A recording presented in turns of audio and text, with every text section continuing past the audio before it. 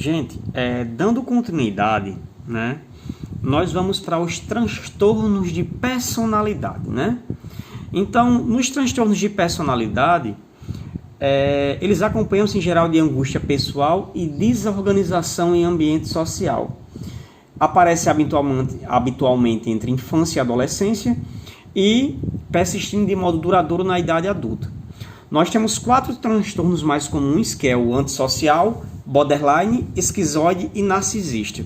E para falar eles, eu vou até colocar aqui para vocês, né? Eu não sei se está dando para ver direitinho, mas eu vou ler, tá bom? Esquizoide. Indivíduos distanciados das relações sociais que não desejam ou não gostam de relacionamentos íntimos, realizando atividades solitárias de preferência. O esquizoide, ele tem traços de esquizofrenia, tá bom? Também. Borderline são indivíduos instáveis em suas emoções e muitos impulsivos, com esforços incríveis para evitar abandono, até tentativas de suicídio. Pessoas que elas têm um humor muito variável. Elas também, às vezes elas têm, elas podem se automutilar, né, se automachucar, e elas fazem de tudo para não serem abandonadas, né? Meio que tipo assim, a pessoa vai terminar um relacionamento com a pessoa borderline, que tem um transtorno borderline. Então ela disse que vai se matar, ela disse que não vai viver sem a pessoa, então é mais ou menos isso. Narcisistas são pessoas que, né, se julgam grandiosas, com necessidades de admiração e que se desprendem dos outros, né? Acreditando serem especiais, explorando os outros em suas relações sociais. Narcisista, pessoas que se amam demais, né? Que se colocam como centro de tudo, para o que importa sou eu, o sentimento dos outros não importa.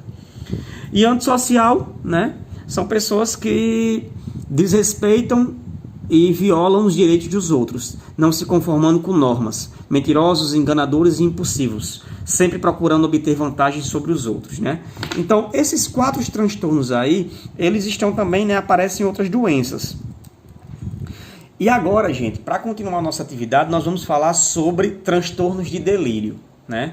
Lembrando que transtornos de delírio já são patologias mais pesadas, mais fortes, né?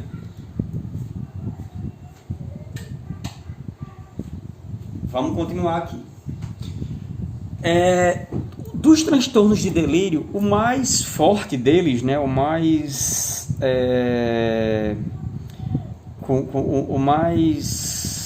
como é que eu posso falar, grave, né, é o da esquizofrenia, né? Tem um filme muito bom que trata a esquizofrenia, que é Uma Mente Brilhante. Eu não sei se vocês assistiram. Ele é a história de um grande matemático, né, de um grande físico, que ele ganhou o prêmio Nobel, né? E ele era esquizofrênico, né? Ele sofreu com isso durante toda a sua vida. Ele tinha amigos imaginários. É um filme bem interessante, né? A gente não vai assistir porque a gente não tem como, né? Mas eu vou colocar o linkzinho dele para vocês, para quem quiser, né, e tiver o interesse de assistir. Uma Mente Brilhante. É um filme muito bom, baseado em fatos reais, sobre um matemático, né, criador de várias teorias importantes para a economia mundial, mas que ele sofria de esquizofrenia, né? Então ele tinha um tratamento, ele tinha amigos imaginários, ele aprendeu a conviver com esses amigos imaginários, tá bom? Então, qual é a definição de esquizofrenia? É um distúrbio mental grave caracterizado pela perca do contato com a realidade. Perca do contato com a realidade, psicose, né? Ou seja, ele vai criar uma realidade paralela, ele vai ver coisas que não existem, ele vai ouvir coisas que não existem, né? Ele vai ter alucinações, ele vai ter delírios, vai ter crenças falsas, pensamentos anormais e alterações de funcionamento laborativo e social. A esquizofrenia é um importante problema de saúde em todo o mundo. Diversos distúrbios compartilham as características da esquizofrenia. Gente, então assim, para falar de esquizofrenia, o que é que daria para trazer, né? Ele é uma das patologias clínicas psiquiátricas mais graves, tá bom? A pessoa, ela tem uma despersonalização, você cria ambientes, você cria objetos, você cria pessoas. Então, o filme que eu falei para vocês, ela é bem característico, né? Esse rapaz, ele tinha amigos imaginários, e o problema desses amigos imaginários, porque ele falava com esses amigos imaginários, mas só quem via era ele, né? Que é um grande problema da esquizofrenia, né? Você vê, se você começa a criar situações, ambientes, né? Barulhos, sons. Causas da esquizofrenia, né? Embora a causa específica da esquizofrenia seja desconhecida, o distúrbio possui claramente uma base biológica. Muitos especialistas aceitam um modelo de vulnerabilidade e estresse, no qual a esquizofrenia só ocorre em indivíduos biologicamente vulneráveis, né? Até o momento, a causa da vulnerabilidade do indivíduo à doença é desconhecida, podendo ser uma predisposição genética, problemas que ocorram antes, durante ou depois do nascimento, ou uma infecção viral no cérebro. A causa da esquizofrenia, gente, ela não está enraizada, não temos ainda um diagnóstico fechado relacionado à causa, né? Uma definição fechada. Mas ela é mais frequente em homens entre 18 e 25 anos e entre mulheres entre 26 e 45 anos. Contudo, não é incomum o seu início na infância ou começo da adolescência, ou em idade mais avançada. Quais são os sintomas da esquizofrenia? A gravidade e os tipos de sintomas podem variar significativamente de paciente para paciente. De modo geral, os sintomas podem ser classificados em 3 grupos: delírios e alucinações, distúrbios de pensamento e comportamento e sintomas negativos e de déficit. Os delírios são falsas crenças que muitas vezes envolvem uma interpretação errônea de percepção ou experiências. Vamos lá. Fechando sintomas: delírio, alucinação, distúrbio de comportamento e sintomas negativos e de déficit, né? Por exemplo, os indivíduos com esquizofrenia podem apresentar delírios acreditando que estão sendo atormentados, seguidos, enganados ou espionados. Olha aí.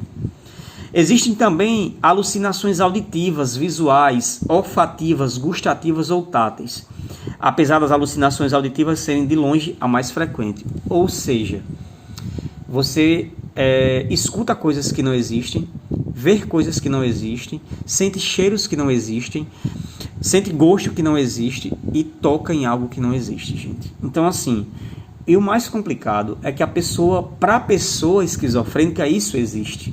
Entendeu? Então, assim, é uma síndrome muito complicada, com grandes problemas, né? Com grandes traumas para o indivíduo e para a sua família. O indivíduo pode ouvir vozes comentando seu comportamento, conversando uma com as outras ou fazendo comentários críticos ou ofensivos. Cadê? Vamos lá, né? Dando continuidade aqui, deixa eu ver mais. Vamos continuar aqui, gente, chegando ao transtorno de sono, né? Vamos falar um pouquinho sobre transtorno de sono.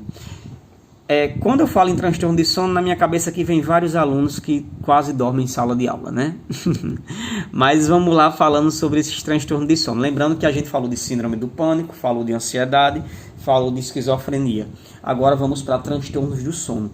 Professor, quer dizer que dormir demais é um transtorno psiquiátrico? Sim, gente. É um transtorno psiquiátrico. Vamos lá para o primeiro transtorno do sono que nós temos, né? A primeira definição, que é a hipersonia. Hipersônia é definida como uma afecção com estado de sonolência diurno excessivo e ataques de sono, não explicados por uma quantidade inadequada de sono, e, por outro lado, por períodos de transição prolongados, até o estado de vigília completo após o despertar. Ou seja, falando numa linguagem bem simples, a gente tem uma imagenzinha aqui bem bonita, né, do cara dormindo em cima das melancias. É uma pessoa que ela dorme excessivamente, independente dela dormir bem de noite ou não, onde ela encontrar, ela hiberna e dorme muito, muito mesmo, tá certo? Chegando a comprometer suas atividades diárias.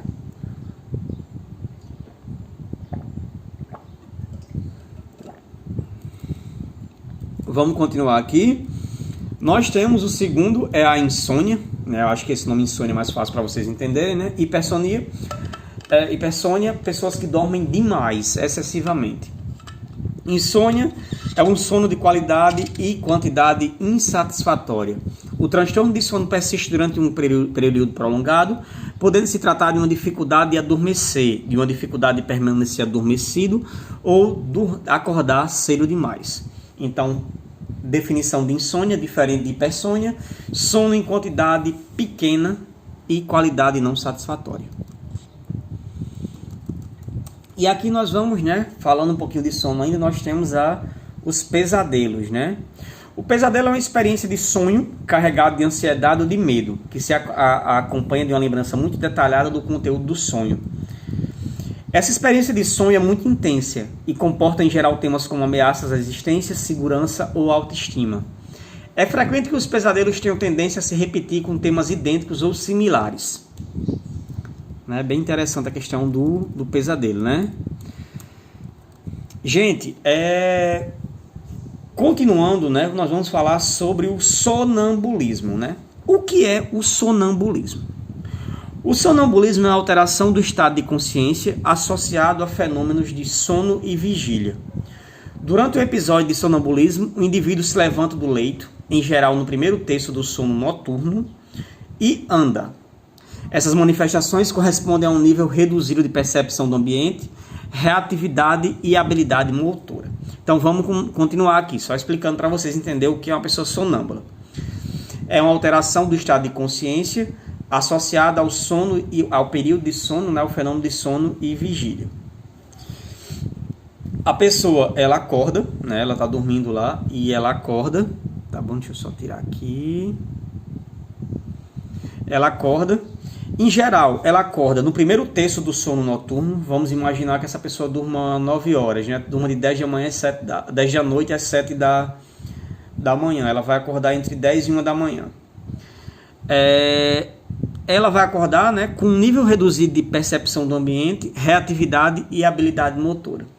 Essa pessoa sonâmbula ela pode ir, abrir a geladeira, beber água, pode fazer xixi, voltar para a cama e não lembrar que fez isso, tá bom?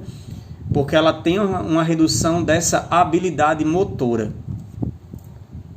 Aí, quando desperta, o sujeito geralmente não se recorda do que aconteceu.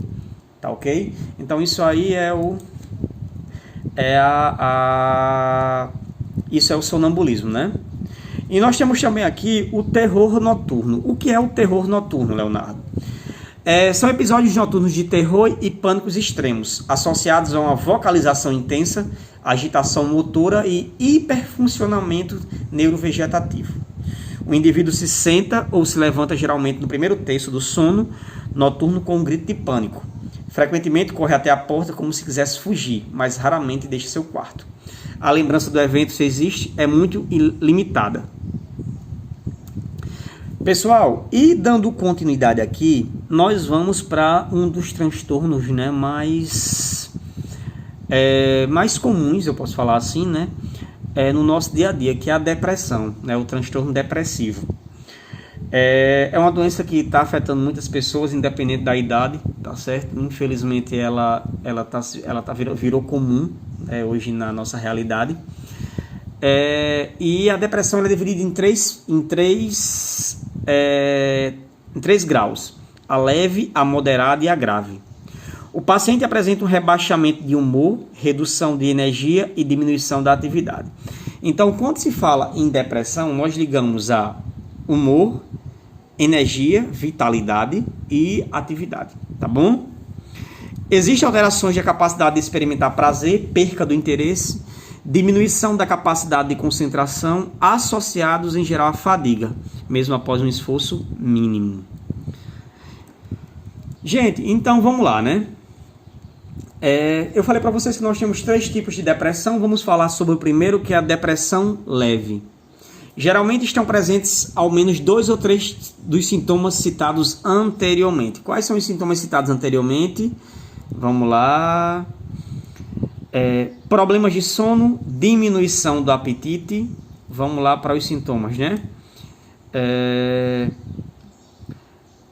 alterações de capacidade de experimentar prazer, perca de interesse em atividades, diminuição da concentração, fadiga ao esforço mínimo, diminuição da autoestima, problemas no sono, diminuição de apetite, diminuição da autoconfiança,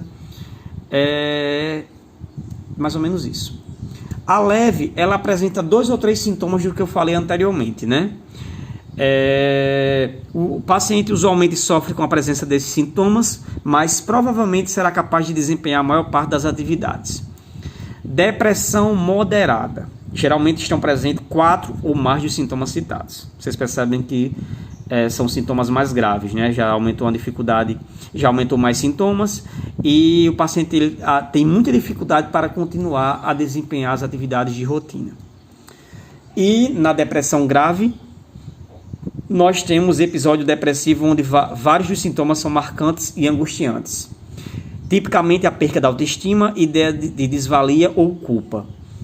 As ideias e os atos suicidas são comuns e são acompanhados de uma série de sintomas somáticos, né? Então, na depressão grave, o paciente ele já começa, né, a ter a ideia do suicídio, né? Que também, infelizmente, é outro problema que a gente sofre muito no nosso dia a dia, né?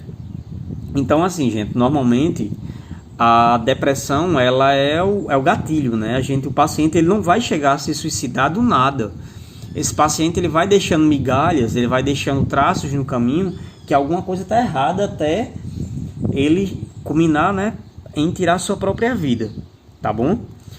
E para continuar aqui nós vamos falar sobre a bipolaridade, né, o transtorno bipolar.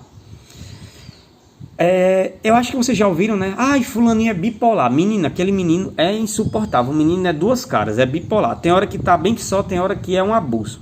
Então vamos entender o que é isso, gente. O que é a bipolaridade? Primeiro, para vocês entenderem, né? A bipolaridade não é assim. A pessoa ela não tem 2 comportamentos em intervalos curtos de tempo. Exemplo, eu estou sorrindo agora, daqui a 10 minutos eu estou chorando. Não é isso. A bipolaridade, o transtorno bipolar, a pessoa apresenta longos períodos depressivos e longos períodos de mania, né?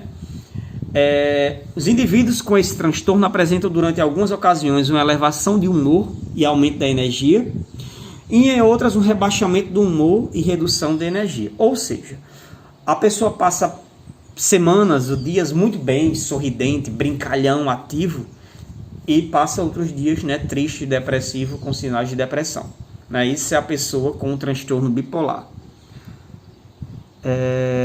Então, muitas vezes o diagnóstico correto só será feito após alguns anos. Isso porque uma pessoa bipolar que esteja em uma fase depressiva receberá inicialmente o diagnóstico de depressão. Passado esse período, ela vai entrar na fase de mania. Dessa maneira, somente após o surgimento da mania e a avaliação do diagnóstico anterior de depressão, será diagnosticado com um transtorno bipolar. Ou seja, normalmente a pessoa que tem a bipolaridade, inicialmente ela vai ser diagnosticada ou com a hipermania ou com a depressão, né? Fulaninho, a gente dá o diagnóstico de depressão. Só que depois de um tempo nós percebemos que essa pessoa está agitadíssima lá, animada, toda. Aí a gente vai dar um diagnóstico de mania. Aí, opa, ele tinha depressão, tá tendo mania, muito provavelmente essa pessoa ela tem bipolaridade, tá ok? E para finalizar aqui, gente, nós vamos continuar falando sobre distimia. Léo, o que é a distimia? A característica essencial está no humor cronicamente deprimido, que ocorre na maior parte do dia por pelo menos 2 anos, né? O indivíduo ele descreve seu humor como deprimido, né? Triste, na força. Em crianças o humor pode ser irritável ao invés de deprimido, e a duração mínima exigida é de 1 ano, tá bom? Deixa eu ver aqui só para a gente finalizar. Pessoal, nós temos aqui, né, continuando, nós temos transtornos somatoformes, né?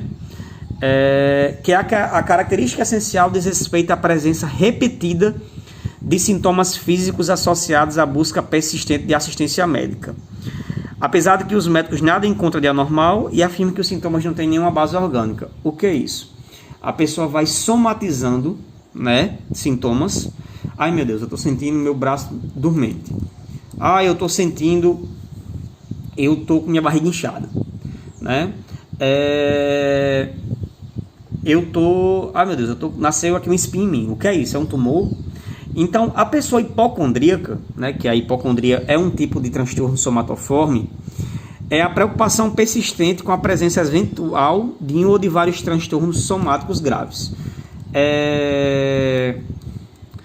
Normalmente, o hipocondríaco, ele fica procurando doença, né?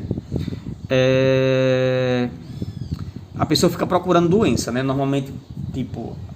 Ai, meu Deus, tenho uma mancha aqui no meu corpo. Será que é câncer? Eu estou sentindo minha barriga inchada. O que é que tem de errado? Então, isso é a pessoa hipocondríaca. Procura o médico várias vezes, somatizando sintomas que não existem, né? A atenção, em geral, ela se concentra em um ou dois órgãos do sistema e existe frequentemente depressão e ansiedade que pode justificar um diagnóstico suplementar. Então, o hipocondríaco, né, ele somatiza esses sintomas, né? Ele somatiza. A gente tem uma imagenzinha, né, da pessoa com a mão em vários locais do corpo, somatizando isso, tá bom? E para finalizar a nossa aula de hoje, gente, ela até foi mais curta do que a aula anterior, tá bom? Mas ela não deixou de ser tão importante porque nós falamos sobre várias patologias muito importantes, tá bom? É o transtorno de ansiedade, o transtorno sexual, né? Nós temos alguns transtornos sexuais e alterações sexuais também, elas entram como problemas psiquiátricos. O primeiro deles é a aversão sexual. O que é a aversão sexual? São pessoas que elas não gostam de sexo, né? Elas têm aversão ao sexo, elas não sentem prazer em fazer sexo, tá bom? Ao contrário da aversão, nós temos a compulsão sexual. O que é a compulsão sexual? São pessoas que elas já são doentes por sexo, né? Então, são pessoas que elas têm esse desejo exacerbado que acaba que já começa a atrapalhar, né, sua rotina diária. Exibicionismo. Exibicionismo são pessoas que gostam de exibir seu corpo para outras, né, de forma mais incisiva. Fetichismo, né, são pessoas que gostam de fetiche, né, fantasias e outras situações, né, tipo fetiche, ter relações sexuais dentro de uma escola, né, ter relação sexual dentro de um hospital, isso é um fetiche. Masoquismo são pessoas que gostam de sentir dor, né, no momento da relação sexual, tá bom? Sentem prazer com a dor. E pedofilia, né, que na verdade pedofilia ela é crime, você ter relações sexuais com crianças, né, você sentir prazer nisso. E, na verdade a pedofilia ela é crime, né? Eu acho que em todo mundo, né? Eu não sei se algum país ele não aceita a pedofilia. Gente, existe também, eu não falei aqui, mas só para finalizar, sexo com animais. Eu acho que é zoofilia. Vixe Maria. Zoofilia. Zoofilia, tá aqui. Foi para os vídeos aqui, onde é que eu tava vendo. Eu acho que era imagens ou vídeos. Era vídeos, né? A zoofilia, a gente tá aqui, ó, zoofilia, né? Elas são, quando, né, é definida pela atração ou envolvimento sexual de humanos com animais. A zoofilia, ela é uma doença também, tá bom? Algumas culturas, algumas tradições, elas fazem isso, né? Mas isso ele é tido como um transtorno psiquiátrico, tá ok? Então, só para a gente entender o que nós falamos até agora, né? Aversão sexual, sexo de menos. Compulsão sexual, sexo de mais. Exibicionismo, né? Aquela necessidade de exibir o corpo, né? De forma sensual ou não, né? Fetichismo são fetiches, né? Essa mulher amarrada, fazer sexo dentro de um hospital, fazer sexo na sala de aula, em lugares inóspitos. Masoquismo, o desejo, né? O prazer em apanhar, em sentir dor no ato sexual. Pedofilia, né, é a relação sexual com menores de idade, com crianças. E a zoofilia é a relação sexual, né, o desejo sexual de manter sexo com animais, né? Gente, só puxando aí, né, um filho, trazendo aqui um pouquinho para a gente falar sobre sexo e doenças psiquiátricas, grande parte dos medicamentos psicotrópicos, né, os ansiolíticos, os antidepressivos, os remédios de ansiedade, os remédios de esquizofrenia, eles afetam, né, o prazer, né? Eles interferem no prazer do organismo, diminuindo o libido, né? Então, normalmente, pessoas que utilizam antidepressivos, ansiolíticos, eles têm uma diminuição do libido sexual, né? Ocasionado pela reação da medicação, tá ok? Eu espero que vocês tenham gostado, tá certo? Vai vir agora a atividade 3, né? Qualquer dúvida eu estou à disposição de vocês, espero que vocês tenham gostado. Juntamente com esses vídeos, eu vou gravar, né? Juntamente com os vídeos vai ter juntamente com as aulas, vamos assistir alguns vídeos falando sobre esquizofrenia, bipolaridade e fobias, e vamos ter nossa atividadezinha do dia de hoje, tá ok? Espero que vocês todos tenham gostado. A aula, ela teve uma média de tempo de 50 minutos, né? É uma aula não tão grande, então espero que não vai ficar tão cansativa para vocês. E junto com a aula vai o material para complementar a atividade, tá bom? Um ótimo fim de semana para todos e qualquer dúvida eu estou à disposição. Um grande abraço.